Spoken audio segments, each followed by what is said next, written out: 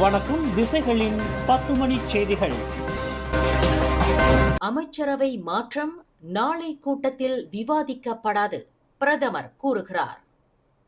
பிரதமர் Datuk Seri Anwar Ibrahim தலைமையில் நாளை செவ்வாய்க்கிழமை சிறப்பு அமைச்சரவை கூட்டம் நடைபெறவிருக்கிறது. அக்கூட்டத்தில் அமைச்சரவை மாற்றம் குறித்து விவாதிக்கப்படாது என்று பிரதமர் டத்துஸ்ரீ அன்வார் தெரிவித்துள்ளார்.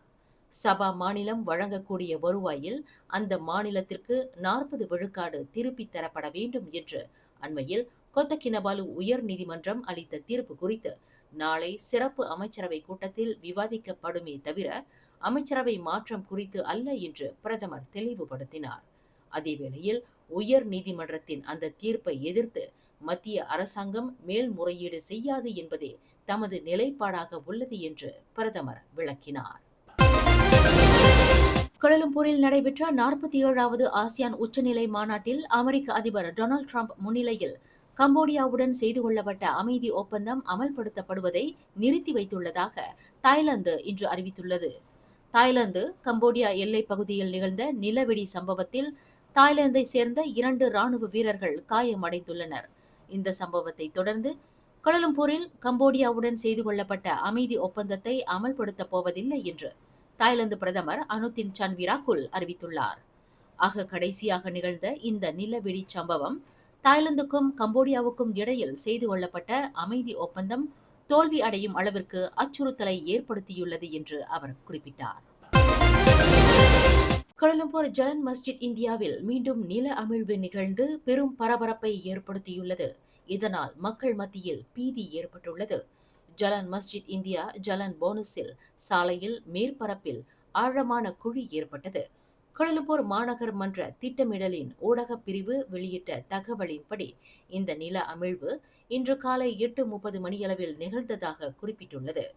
குழி ஏற்பட்டதற்கான காரணத்தை கண்டறிவதற்கு கோலாலம்பூர் மாநகர் மன்றம், ஐஸ்லாங்கோ, இண்டா வாட்டர் கன்சோர்டியம் மற்றும் டாங்வாங்கி மாவட்ட போலீஸ் தலைமையகம் ஆகிய பிரிவுகளை சேர்ந்த அதிகாரிகள் சம்பவ இடத்தில் குவிந்துள்ளனர். பொதுமக்களின் பாதுகாப்பை கருத்தில் கொண்டு லோரோங் மஸ்ஜித் இந்தியா 4 தொடங்கி நில அமிழ்வு ஏற்பட்ட பகுதி வரை ஜலன் மஸ்ஜித் இந்தியா சாலை தற்காலிகமாக மூடப்பட்டுள்ளது. அனைத்து வகையான வாகனங்களும் வேறு சாலையை நோக்கி திருப்பிவிடப்பட்டுள்ளன. மழைக்காலத்தில் பொதுமக்களின் பாதுகாப்பே முக்கியம் என்று கோலாலம்பூர் மாநகர் மன்றம் வெளியிட்ட ஓர் அறிக்கையில் தெரிவித்துள்ளது. புட்டாலிங்ஜயாவில் பாதிரியார் ரேமண்ட் கோ காணாமல் போனதாக கூறப்படும் சம்பவம் தொடர்பில் போலீசார் மீண்டும் விசாரணை அறிக்கையை திறந்துள்ளனர் என்று உள்துறை அமைச்சர் டத்துஸ்ரீ சைஃபுடின் நசுத்தியோன் இஸ்மாயில் தெரிவித்துள்ளார். அந்த பாதிரியார் காணாமல் போனதற்கு போலீஸ் துறையும் அரசாங்கமும் முழு பொறுப்பேற்க வேண்டும் என்று கடந்த வாரம் கோலாலம்பூர் உயர் நீதிமன்றம் அளித்த தீர்ப்புக்கு ஏற்ப இவ்விவகாரம் குறித்து போலீசார் மீண்டும் விசாரணை நடத்துவர் என்று சைஃபுடின் குறிப்பிட்டார். நீதிமன்ற உத்தரவாக இருப்பதால் அந்த ஆணையை அமல்படுத்த வேண்டிய கடப்பாட்டை அரசாங்கமும் போலீஸ் துறையும் கொண்டுள்ளதாக அவர் குறிப்பிட்டார். இன்று புத்ராஜயாவில் 2025ஆம் ஆண்டுக்கான உலக மனித கடத்தல் தடுப்பு தின நிகழ்வில் கலந்து கொண்டு செய்தியாளர்கள் கூட்டத்தில் பேசுகையில் சைஃபுடின் இதனை தெரிவித்தார். 2025ஆம் ஆண்டு தேசிய திறன் மேம்பாடு மற்றும் திறன் மேம்பாட்டு நிதி ஆகிய 2 சட்ட மசோதாக்கள் இன்று மக்களவையில் தாக்கல் செய்யப்பட்டன. இந்த 2 சட்ட மசோதாக்களையும் மனிதவள அமைச்சர் ஸ்டீவன் சிம் தாக்கல் செய்தார். முதலாவது வாசிப்புக்கு ஏதுவாக இந்த 2 சட்ட மசோதாக்களையும் ஸ்டீவன் சிம் சமர்ப்பித்தார். நாட்டில் திறன் மேம்பாடு முறையை வலுப்படுத்துவதற்கு இந்த சட்ட மசோதா மிக முக்கியம். குறிப்பாக எதிர்காலத்தில் திறன் மற்றும் தொழில்நுட்பத்தை அடிப்படையாக கொண்டு பொருளாதார சவால்களை எதிர்கொள்வதில் இந்த உத்தேச 2 சட்ட மசோதாக்களும் மிக முக்கியம் என்று ஸ்டீவன் சிம் தமது உரையில் குறிப்பிட்டார். ரோமானியர்களுக்கு கப்பல் கட்டுமான நிபுணத்துவத்தை கற்றுத்தந்தவர்கள் மலாய்க்காரர்கள் என்று பல்கலைக்கழகம் ஒன்றின் விரிவுரையாளர் ஒருவர் வாதிட்ட விவகாரம் இன்று மக்களவையிலும் பரபரப்பாக பேசப்பட்டது. மலேசிய அனைத்துலக இஸ்லாமிய பல்கலைக்கழகத்தைச் சேர்ந்த பெண் விரிவுரையாளர் கூறிய அந்த விஷயம் மக்களிடையே மாறுபட்ட கருத்துகளுக்கு வித்திட்ட போதிலும் தகவல்கள் தவறாக முன்வைக்கப்படும் போது அதனை கையாளும் பொறுப்பை ஒற்றுமைத்துறை அமைச்சு ஏற்க வேண்டும் என்று MP ஒருவர் வலியுறுத்தினார். இதுபோன்ற சர்ச்சைக்குரிய தகவல்கள் சமூக ஊடகங்களில் கேலிக்கும் கிண்டலுக்கும் உள்ளாகியிருப்பதாக பரிசான் நேஷனலின் ஜம்போல் MP ஷம்சுல் கஹார் டெலி தெரிவித்தார். வரலாற்று தகவல்கள் சமூக ஊடகங்களில் நகைச்சுவைக்கு வித்திட்டிருப்பதை காணும்போது மனதுக்கு சங்கடத்தை ஏற்படுத்துகிறது என்று அவர் குறிப்பிட்டார். பக்காத்தான் ஹராப்பானின் Bukit Bendera MP Sharleena Abdul Rashid இப்படியொரு தவறான தகவலை வெளியிட்ட பல்கலைக்கழக பேராசிரியர் சுலேஹா யாக்கூப்பை கண்டித்தார். வரலாற்று உண்மைகள் மற்றும் தகவல்களை கற்பனை வளத்தை கொண்டு கட்டுக்கதைகளாக கூறக்கூடாது என்று வலியுறுத்தினார். சீனர்களுக்கு குங்ஃபு சண்டையை கற்றுக் கொடுத்தவர்கள் மலாய்க்காரர்களே என்று இதே பேராசிரியர் முன்பு கூறிய போது அவரை வரலாற்று பேராசிரியர்கள் கண்டித்ததை ஷர்லீனா அப்துல் ரஷீத் நினைவு கூர்ந்தார். வரலாறுகள் என்பது உண்மையான ஆதாரங்களை அடிப்படையாக கொண்டிருக்க வேண்டுமே தவிர மனம் போன போக்கில் கட்டுக்கதைகளாக இருக்கக்கூடாது என்று ஷர்லீனா அப்துல் ரஷீத் வலியுறுத்தினார். சபாவை தளமாக கொண்ட உப்கோ கட்சி பக்காத்தான் ஹராப்பானை விட்டு வெளியேறுகிறது என்று இன்று கோடி காட்டப்பட்டுள்ளது.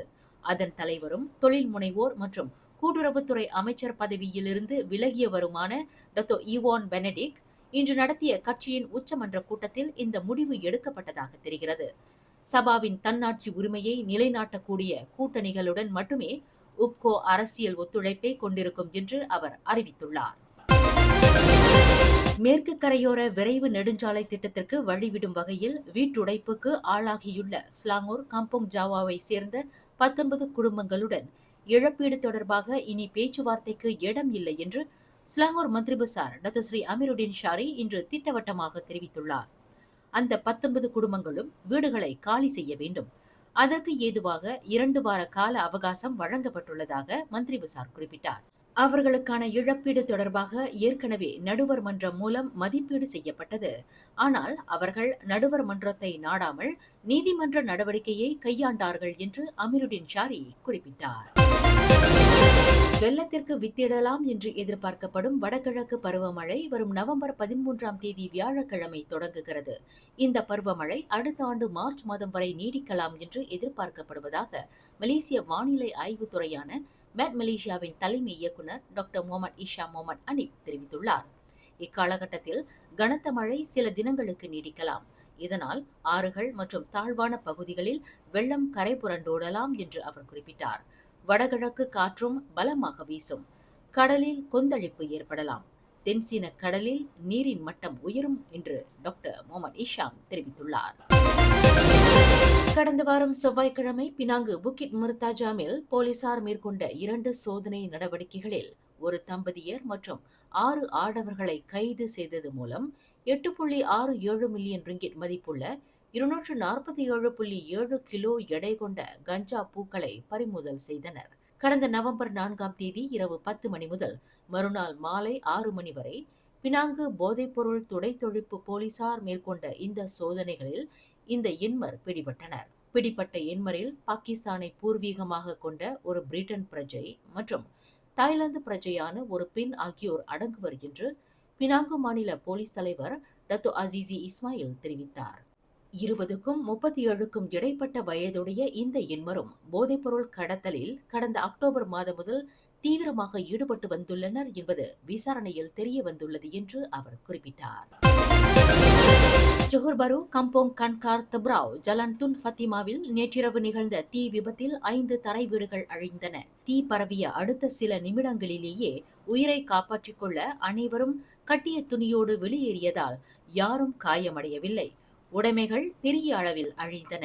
இந்த தீ சம்பவம் குறித்து இரவு 8:12 மணியளவில் தாங்கள் அவசர அழைப்பை பெற்றதாக ஜொஹர் ஜயா தீயணைப்பு நிலைய கமாண்டர் ஷாரில் சப்பார் தெரிவித்தார்.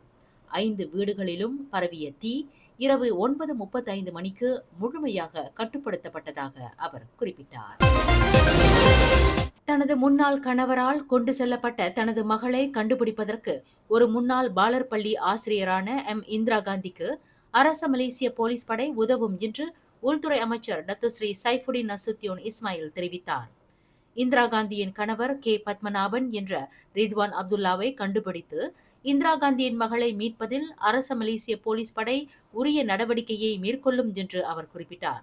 இந்திரா காந்தியின் கணவர் கே பத்மநாபன் வெளிநாட்டில் பதுங்கி இருப்பதாக கூறப்பட்ட போதிலும் அரசாங்கத்தின் சாரா உதவி திட்டத்தில் 100 ரிங்கிட்டை அவர் செலவிட்டுள்ளார் என்றும் பெட்ரோல் சலுகை திட்டமான பூடி 95 தொடர்ந்து பயன்படுத்தி வருகிறார் என்றும் அண்மையில் இந்திரா காந்தி அறிவித்திருந்தார். தமது கணவர் மலேசியாவில் பதுங்கியிருப்பதாக இந்திரா காந்தி குற்றம் சாட்டியிருந்தார். மேலும் செய்திகளை தெரிந்து கொள்ள கீழே இருக்கும் பெல் பட்டனை அழுத்துங்கள். உங்கள் மகிழ்ச்சியை வெளிப்படுத்த லைக் மற்றும் ஷேர் செய்யுங்கள். தொடர்ந்து திசைகளோடு இணைந்திருக்க சப்ஸ்கிரைப் செய்யுங்கள்.